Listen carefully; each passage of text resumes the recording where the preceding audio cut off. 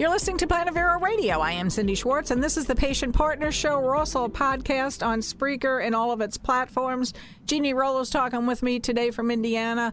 Jeannie, today we're going to talk about a topic that I brought to you because I've talked with quite a few doctors this week, last week, a week before, and some nurses.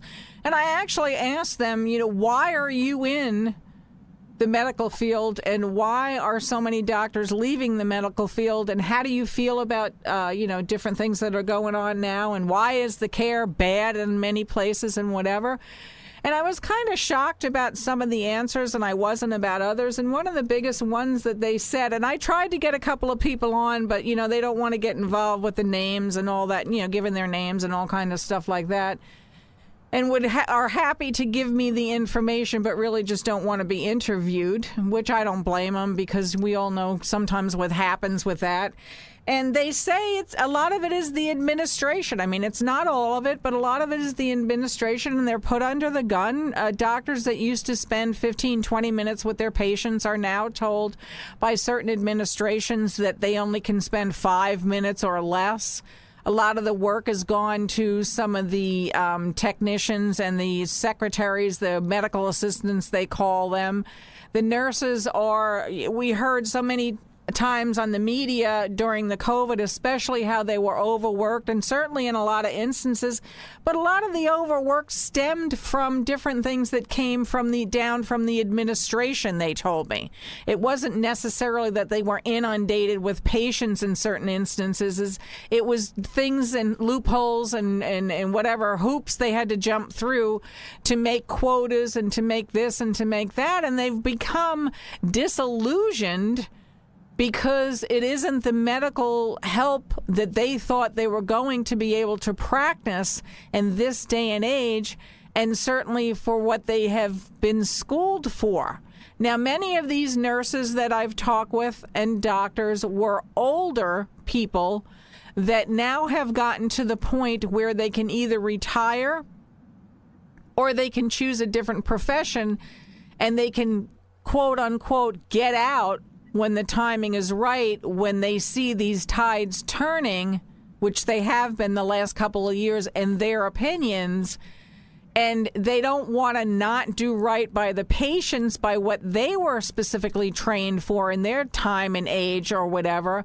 They see that some of the stuff isn't right for the patients, and they're not going to buy into that.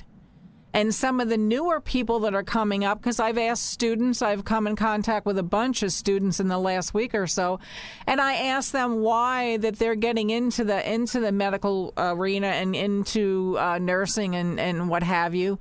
And they say because they want to help the patients and that they want to give good care. So I'm kind of sad about some of it. So I'm listening to the one side going, well, that's what we want to do. I'm listening to the newer side saying, well, that's why we're getting into it.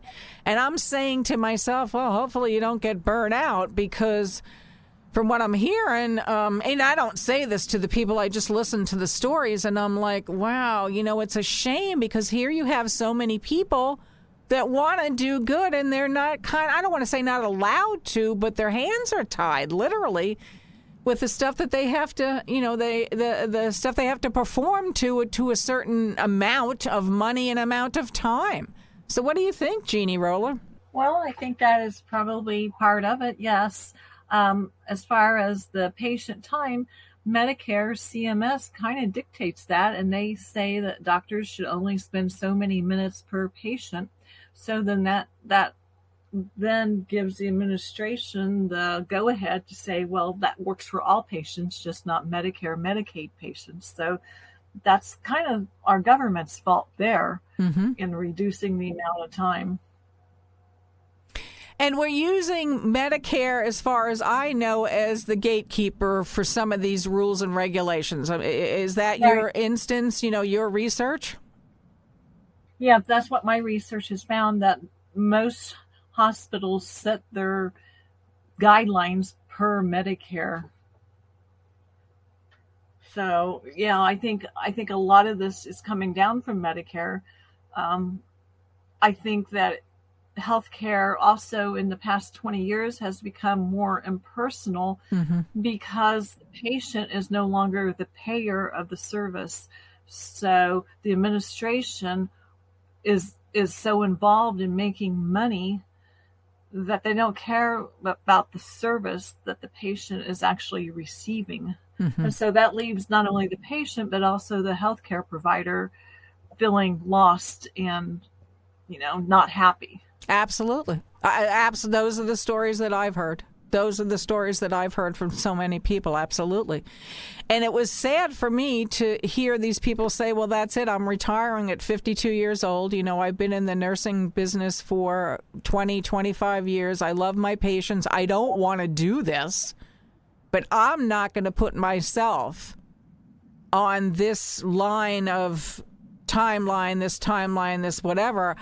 One nurse explained to me, she's OBGYN, that and she had been a nurse for 25, 26 years, and she would have a patient or two at a certain time frame. I mean, I don't understand everything they talk about on how many patients are, blah, blah, blah, blah, blah. But she was saying now they want me to have like 2 to 3 live patients going almost into birthing. And she said there's no way you can go back and forth from 1 to 2 to 3 patients when they're in that critical stage of labor to deliver their baby. She said it's just, you can't do it. It's just unbelievable how bad the care is for the patient, for the baby, and for the nurse that we're put under that. And I'm like, I don't want to hear that. I just don't want to hear it. And we've talked about this before because we've talked about patient exposure. And they are not taught in school to expose patients like patients are being exposed in hospitals. Mm-hmm. A lot of that comes from the hospital itself. You must do it quicker. You must do this. Mm-hmm. So forget patient dignity. Just get it done the fastest way possible. And the fastest way possible is to have a patient fully uncovered. Mm-hmm. Well, we've said it so many times in my own personal experience when I questioned all of it, and what they really did in my instances was you had a little bit of a sheet on you and a little bit of a gown, if you will. You weren't covered with these warming blankets that they, say that they offer to everyone, in my own personal experience. And then once they start filling you with the drugs, which they do almost instantly, then here comes all the garments off. And then you're just naked.